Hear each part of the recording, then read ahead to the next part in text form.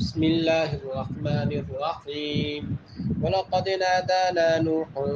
فلنعم المجيبون ونجيناه وأهله من الكرب العظيم وجعلنا ذريته هم الباقين وتركنا عليه في الآخرين سلام على نوح في العالمين إنا كذلك نجزي المحسنين إنه من عبادنا المؤمنين ثم أغرقنا الآخرين وإن من شيعته لإبراهيم إذ جاء ربه بقلب سليم إذ قال لأبيه وقومه ماذا تعبدون أئفكا آلهة دون الله تريدون فما ظنكم برب العالمين فنظر نظرة في النجوم فقال إني سقيم فتولوا عنه مدبرين فراغ إلى آلهتهم فقال ألا تأكلون ما لكم لا تنطقون فراغ عليهم ضربا باليمين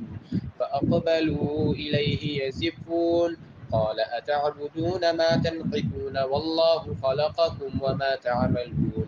قالوا ابنوا له بنيانا فألقوه في الجحيم فأرادوا به كيدا فجعلناهم الأسفلين وقال إني ذاهب إلى ربي سيهدين رب هب لي من الصالحين فبشرناه بغلام حليم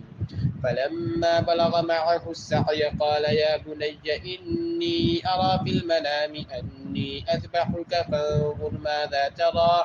قال يا أبت افعل ما تؤمر ستجدني إن شاء الله من الصابرين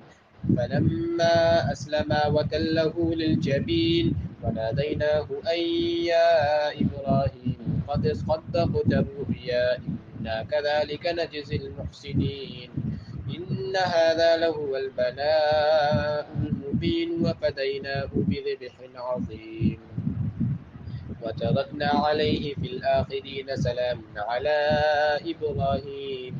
كذلك نجزي المحسنين إنه من عبادنا المؤمنين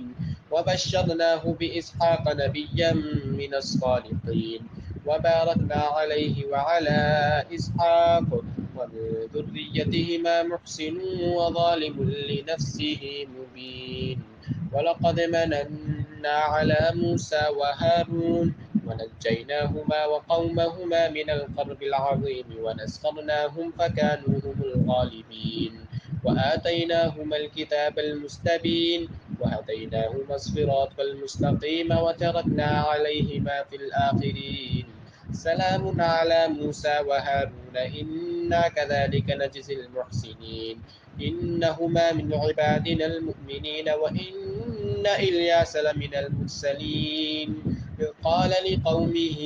ألا تتقون أتدعون بعلا وتذرون أحسن الخالقين الله ربكم ورب آبائكم الأولين فكذبوه فإنهم لمحضرون إلا عباد الله المخلصين وتركنا عليه في الآخرين سلام على الياسين إنا كذلك نجزي المحسنين إنه من عبادنا المؤمنين وإن لوطا لمن المرسلين إذ نجيناه وأهله أجمعين إلا عجوزا في الغابرين ثم دمرنا الآخرين وإنكم لتمرون عليهم مصبحين وبالليل أفلا تعقلون